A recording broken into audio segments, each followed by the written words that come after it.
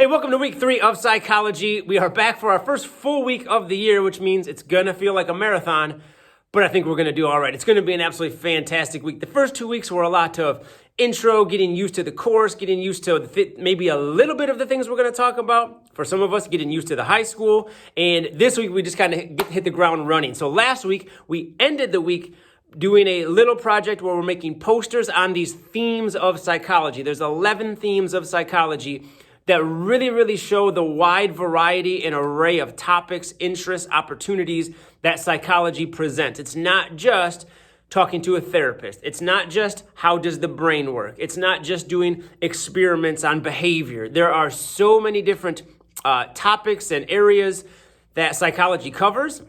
And these themes kind of give us a preview and a big overview of all of them. So we are going to finish that up on Monday. And then Tuesday, we're going to talk about these domains of psychology. So the major things that we're going to talk about, the major topics and areas that we cover in Trimester 1 specifically are these domains of psychology, which are like how and why people research the things that they do, how and why the brain and the actual body, the biology works and how that affects the way that we do things. And then we end the trimester with like lifespan development. So what are the differences between our lives as babies, as toddlers, as adolescents, and all the way into adulthood and elder aging. So that's kind of what we cover in all of trimester 1.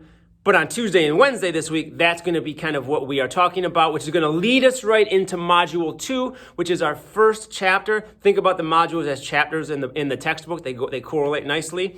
We're going to get into Module 2 at the end of the week, which is basically a history and the different perspectives that psychology covers. So it is one of the most important modules because there's a lot of different names, there's a lot of different theories, there's a lot of different ideas that are going to come up again and again throughout the year. So it's like a big background information. We're going to begin Module 2 at the end of this week, but that's going to roll right into all of week 4 next week as well. So that's this week, week 3 in psychology.